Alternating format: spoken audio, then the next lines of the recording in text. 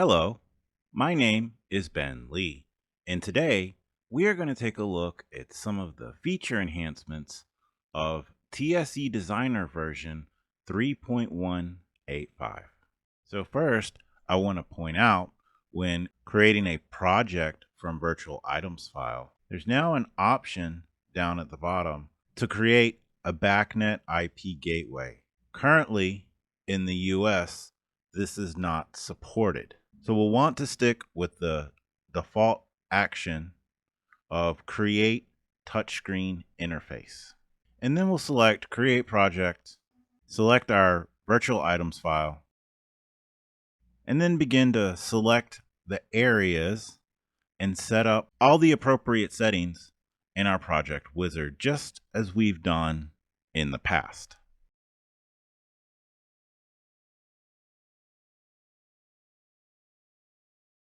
If we expand scene selection, we'll see that the wizard generated areas 2, 3, 6, 8, and 9.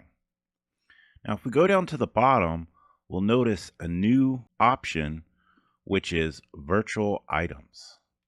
So if we select that, we'll see that earlier we had selected the areas mentioned above. Now we have the ability to go back if we missed an area or needed to add an area.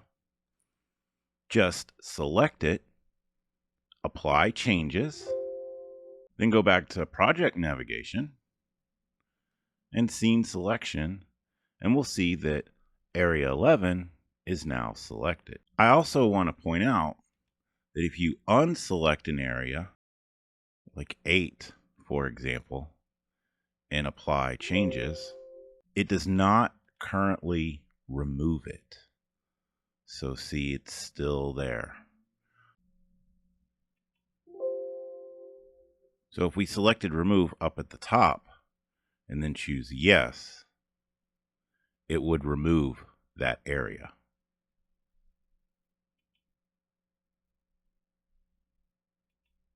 The software will allow you to download an updated virtual items file, but I want you to be aware if you've already made changes to an area, I want to show you what happens. So we'll select landscape in area 3. I'm going to hold down the control key and I'm going to highlight multiple scenes. And then I'm going to hit the delete key and it will remove those scenes. So now if we go into device editor and we create a new area, we'll say area 13. Then go file, export, virtual items file, save that VI file. Then go back into TSEDesigner, go to virtual items, choose open, select our VI file, and then we'll see that that area 13 is there. Then select area 13 and apply changes.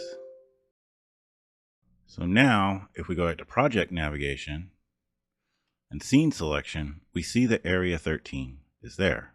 Now let's navigate back to area 3 and see what happened when we imported the updated VI file. Notice that even on a new import, because this area was already existing, nothing changed. So be aware, if you've already generated an area in scene selection, and then you added items in device editor and then did a re-import, they are not going to show up. This area would have to be removed using the steps I showed earlier, and then using virtual items, you'd have to select the area again and refresh. The last thing that we're going to talk about is schedules. Moving forward, lighting schedules should always be inputted in device editor at the local device. So either in your TSI1 or EG2S. We used to have the ability to enter schedules in TSEDesigner, but now notice that the name schedules has changed to macros. The purpose of these macros is to do touchscreen specific scheduling. This has nothing to do with lighting schedules.